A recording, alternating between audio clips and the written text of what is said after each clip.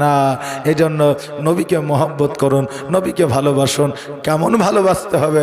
আর নিজের আপন জানের সন্তানের চাইতেও, মায়ের চাইতেও, বাবার চাইতেও, স্ত্রীর চাইতেও আমাদেরকে আমার নবীকে বেশি ভালোবাসতে হবে।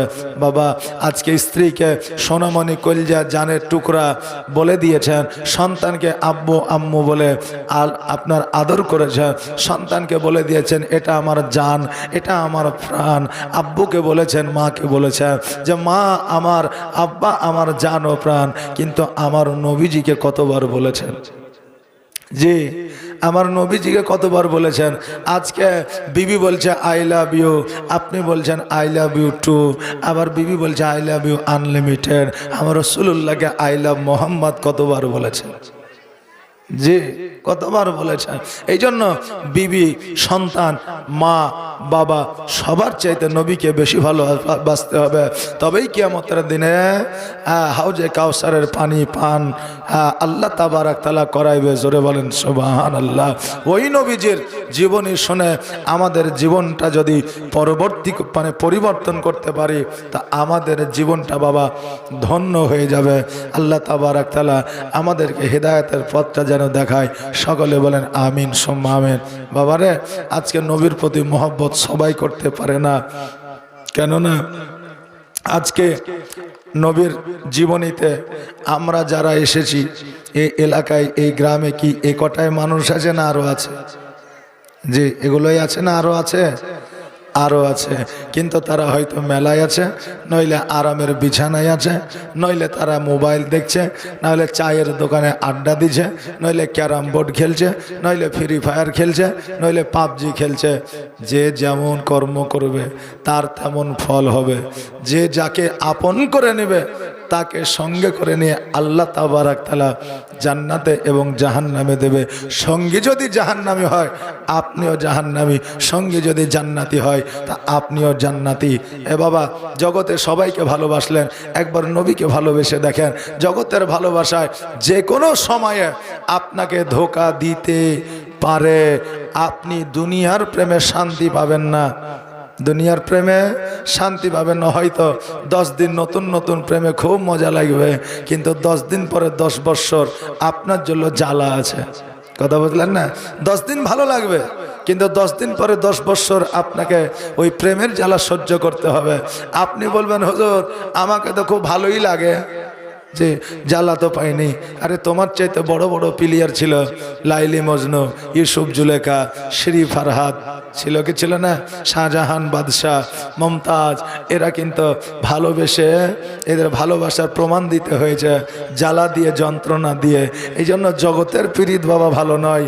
আমার নবীকে মহব্বত করুন, এই জগতও মঙ্গল হবে, পরের জগতেও মঙ্গল হবে। সকলে বলেন আমিন সুম্মা আমিন। এই জন্য রাসূলুল্লাহকে ভালোবেসে যারা এখনো পর্যন্ত মাহফিলে আসতে পারেননি, আপনারা জলদি করে মাহফিলে চলে আসেন আর অশেষ সওয়াবের, অশেষ নেকির অধিকারী হয়ে যান। আগামীকালকে 4টার সময়ে কুইজ প্রতিযোগিতার ব্যবস্থা আপনাদের স্টেজে আছে। এই কুইজ প্রতিযোগিতায় সন্তানেরা আসবে, নাম লিখাবে, প্রতিযোগিতায় সামিল হবে। আরে প্রাইজ না পেলেও তার বুকে, তার অন্তরে একটা সাহস বাড়বে। আর সবচাইতে বড় কথা হলো নবীর মাহফিলে আসার কারণে তার শান ও শওকতকে আমার আল্লাহ তাবারাক তাআলা বাড়িয়ে দিবে। জোরে বলেন সুবহানাল্লাহ। হ্যাঁ বাবাজি ভাইরা, আজকে জগতের মধ্যে আমরা স্কুলে কলেজে কত জায়গায় নাম লিখে দিই, কত জায়গায় আমরা প্রতিযোগিতায় সামিল হয়ে যাই। আর ওই প্রতিযোগিতায় সামিল হয়ে যাওয়ার পরে আমরা হয়তো আমাদের মতো করে ওই প্রতিযোগিতায় সামিল হয়ে যায়, কিন্তু বাবারে ওই প্রতিযোগিতায় মান ও সম্মান, ইজ্জত মদের থাকে না। বাবা জালসা করে সকালবেলা যখন আমরা বেরাদার রাস্তা দিয়ে চলে যাই তখন অনেক রকমের প্রতিযোগিতা দেখা যায়। 15 বছর 16 বছরের যুবতীরা আপনার হাফ প্যান্ট পরে রাস্তার মধ্যে দৌড়ার প্রতিযোগিতা দিয়েছে। হচ্ছে কি হচ্ছে না, যে দৌড়ের প্রতিযোগিতা দিয়েছে। যে নারীকে বলা হলো তোমাকে পর্দার মধ্যে থাকতে হবে, যেই নারীকে বলা হলো তোমাকে ঘরের মধ্যে থাকতে হবে, আজকে ওই নারীরা গেঞ্জি পরে আর হাফ প্যান্ট পরে রাস্তায় বাবা দৌড়ের প্রতিযোগিতা লাগায়। আমার দয়ার নবী মুস্তাফা সাল্লাল্লাহু তাআলা আলাইহি ওয়াসাল্লাম সাল্লামের কথা মোতাবেক, শরীয়ত মোতাবেক এই মহিলারা বেপরদা হওয়ার কারণে কোনোদিনও জান্নাতি হতে পারবে না। কেননা আমার নবী বলে দিয়েছে, একটা নারীর মধ্যে যদি 3টা গুণ না থাকে, ওই 3টা গুণের মধ্যে যে কোনো একটা গুণ যদি না থাকে, তবে নারীরা জাহান্নামী, এই নারীরা জান্নাতে যাইতে পারবে না। 1 নম্বর, ওই নারীদের গুণ হলো তাকে 5 ওয়াক্ত নামাজি হইতে হবে। 2 নম্বর, আপনার গুণ হইল স্বামীর খিদমত করতে হবে। আর 3 নম্বর গুণ হইল ওই মেয়েকে পর্দার মধ্যে থাকতে হবে। জোরে বলেন সুবহানাল্লাহ। এই 3টা গুণ যদি একটা নারীর মধ্যে না থাকে, ওই নারী যত ইবাদত করুক না কেন, ওই নারী জান্নাতে যাইতে পারবে না। বাবাজি ভাইরা, আজকে আপনাদেরকে বলে দিয়ে যাই, আমার নবীজির জীবনী শুধু শুনলেই হবে না, নবীজির জীবনী শোনার পরে নবীজির জীবনীতে কি আছে ওইটা শুনে আমাদের জীবন পরিবর্তন করতে হবে। ওইটা শুনে আমাদের জীবন পরিবর্তন করতে হবে। একটু বেশ দেন না, গলায় আমার যদিও বেশ আছে তবু একটু বেশ লাগে। জি আনসাদ একটু বলে দেন, হ্যাঁ একটু ইকো দেন, একটু সাউন্ডটা ফাস্ট করে দেন। বাইরে দেওয়ার দরকার নাই, আমাকে দিলেই হবে নাকি? বাইরে দেওয়ার দরকার নাই, আমাকে দিলেই হবে। কারণ পরিস্থিতি বুঝতে পারছেন, আজকে আপনাকে চালাইতে হবে, কাল হয়তো আপনাকে চালিয়ে নেব। সুবহানাল্লাহ। আমার বাবাজি ভাইরা, আমার আল্লাহ তাবারাক তাআলা বলে, আমি জগতের মধ্যে আমার দয়ার নবীকে আখিরি পয়গম্বর করে পাঠিয়েছি, এটা ঠিক, কিন্তু আমি আল্লাহ ওই নবীকে আউয়ালে বানিয়েছে। আমার নবী না বানাইলে আমি জগতে কিছুই বানাইতাম না। এই জন্য হাদিসের শরীফের মধ্যে এসেছে, আউয়ালু মা খালাকাল্লাহু নূর, यानी सबसे पहले अल्लाह तबारक ताला ने नूर को पैदा किया। अल्लाह तबारक ताला सर्वप्रथम नूरকে তৈরি করেছে, আর ওই নূর দিয়া আমার নূরে নবী তৈরি করেছে, আর আমার নবীর নূর দিয়া সারা জাহান তৈরি করেছে। জোরে বলেন সুবহানাল্লাহ।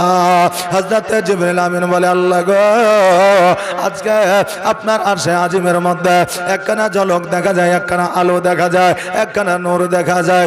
আল্লাহ গো, জানি না এই নূরখানা কি, এই নূরখানা কেন এই জায়গায় আছে। আল্লাহ আপনি যদি একবার বলে দেন, আমি জিবরিল এই নূরের সম্পর্কে জানতে পারবো। আল্লাহ বলে, জিবরিল রে, এই নূরখানা তুমি কতদিন ধরে দেখছো? বলে, আমি 70 বছর থেকে দেখছি।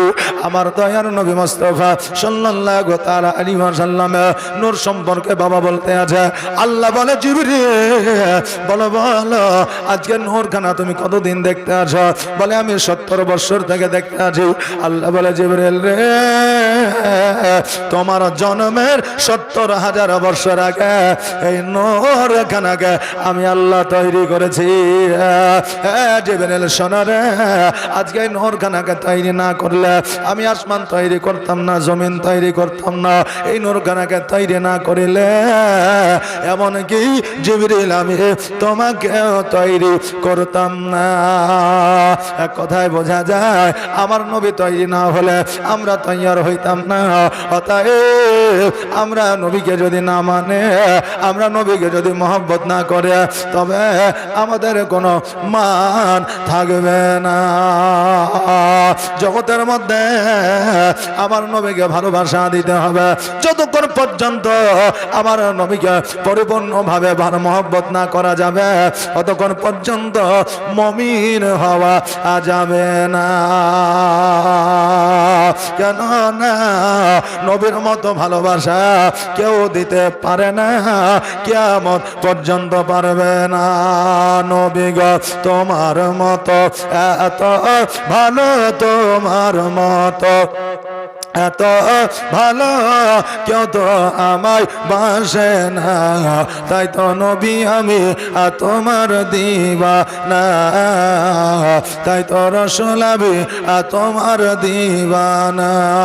তোমার মতো এত ভালো, তোমার মতো এত ভালো কেউ তো আমায় বাসে না, তাই তো নবী আমি তোমার দিওয়ানা। না তাই তো রসুল আমি তোমার দিওয়ানা ও কি শুনেছে কিতাবের লেখা নবী ছাড়াই আমার জীবন ফাঁকা গো নবীজিকে ভালো না বাসিলে নবীজিকে ভালো না বাসিলে আল্লাহ পাওয়া যাবে না তাই তো নবী আমি তোমার দিওয়ানা তোমার মতো এত ভালো তোমার মতো এত ভালো কেউ তো আমায় বাসে না তাই তো নবী আমি তোমার দিওয়ানা আল্লাহ হুম্মা সাল্লাল্লাহু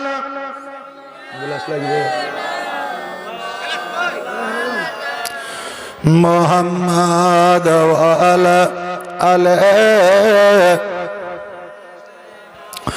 মাওলানা মুহাম্মদ বিরাদার আমার হযরতে জিবরিল আমিন বলে আল্লাহ গো আজকে এই নূরখানা সম্পর্কে আমি জানতে পারলাম বাবা রে আজকে জিবরিল আমিন আমার নূরের সম্পর্কে জানলো কিন্তু আমরা মানুষ জগতের মধ্যে আমার নবী সম্পর্কে এত ইতিহাস ঘাটলাম জগতের মধ্যে আমার নবী সম্পর্কে এত আমরা বই কিতাব পড়লাম তবু আমরা অনেক মানুষ আছে যারা নবীকে নূর বলে মানতে পারলাম না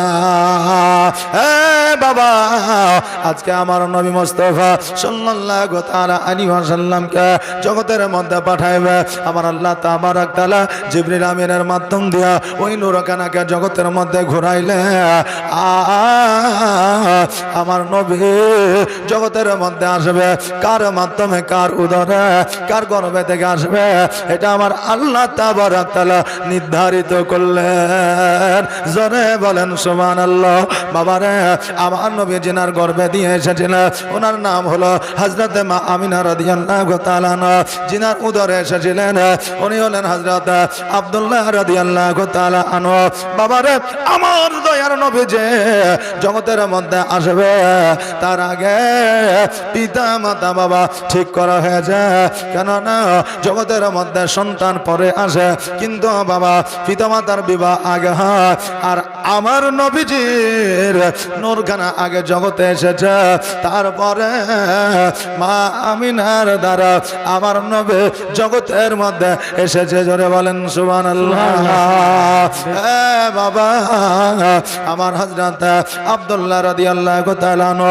মক্কায় জন্মগ্রহণ করেছিলেন আর আমার আমিনা মদিনায় জন্মগ্রহণ করেছিলেন বাবা আমার আমিনা রাদিয়াল্লাহু তাআলা আনহা যখন বাবা জন্মগ্রহণ করে তখন ওই জায়গাটার নাম মদিনা ছিল না ওই জায়গাটার নাম ছিল বাবা ইয়াসরিব কি নাম ছিল ওই জায়গাটার নাম ছিল ইয়াসরিব আমার নবী যেই দিন ইয়াসরিবে পা রেখেছিলেন সেই দিন আমার নবীর উসিলায় সোনার মদিনা হয়েছিল মক্কার নাম ছিল বাক্কা আমার নবী আসার পরে ওই জায়গাটার নাম হয়েছিল মক্কা জোরে বলেন সুবহানাল্লাহ বাবা আমার নবী জগতে আসার পরে শুধু মক্কার মদিনায় পরিবর্তন হয় না আমার নবী জগতে আসার পরে সারা জাহান পরিবর্তন হয়ে গেছে জোরে বলেন না সুবহানাল্লাহ নবী না আসিলে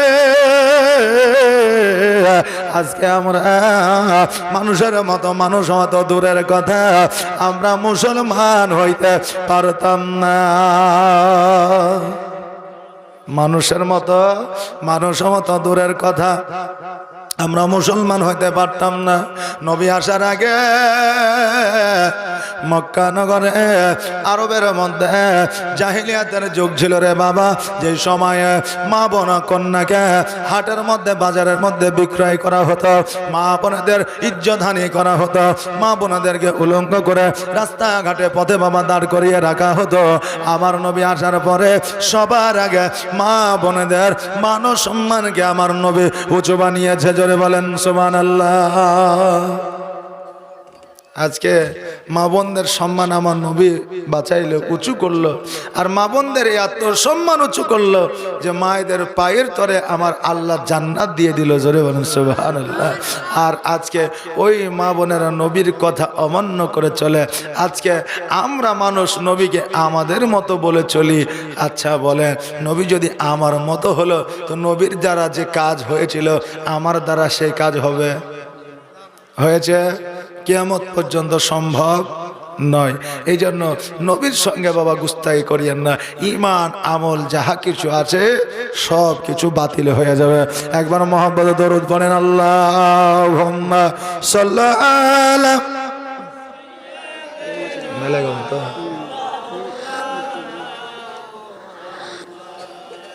ঠান্ডা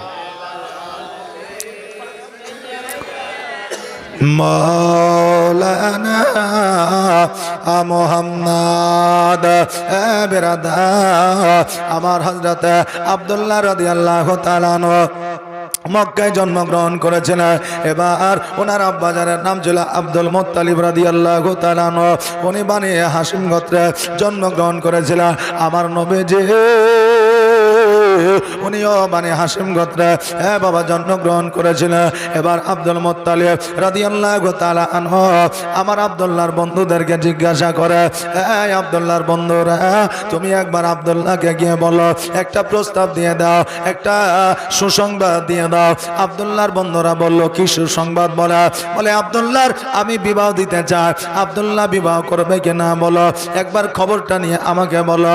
বন্ধুরা বলে, চাচা গো, আজকে আব্দুল্লাহ যদি বিবাহ করে আমাদের কি খাওয়াইবে? বলে, শোনো রে, আজকে আব্দুল্লাহ যদি বিবাহ রাজি হইয়া যায় আমি তোমাদের পেট পূরণ করে খানা খাওয়াইব। বাবা যে ভাইরা, আব্দুল মুত্তালিব আব্দুল্লাহর বিবাহের জন্য দিতে চায়, কারণ আব্দুল্লাহ রাদিয়াল্লাহু তাআলা আনহু কপালে যে নূরের ঝলকটা ছিল, এই নূরের ঝলক দেখিয়া নারীরা আব্দুল্লাহকে গ্রাস করার চেষ্টা করত, আব্দুল্লাহকে দর্শন করার চেষ্টা করত, আব্দুল্লাহকে কতজন হুমকি দিয়েছিল। এই জন্য আব্দুল মুত্তালিব চিন্তা করেছিল, আল্লাহ গো, আমি যদি আব্দুল্লাহর বিবাহ দিয়ে দিতে পারে তবে আব্দুল্লাহর প্রতি নারীদের যে লোভ লালসা, এই লোভ লালসা আর থাকবে না। এই জন্য বন্ধুদের মাধ্যম দিয়া আব্দুল্লাহকে বিবাহের প্রস্তাব পাঠানো হলো।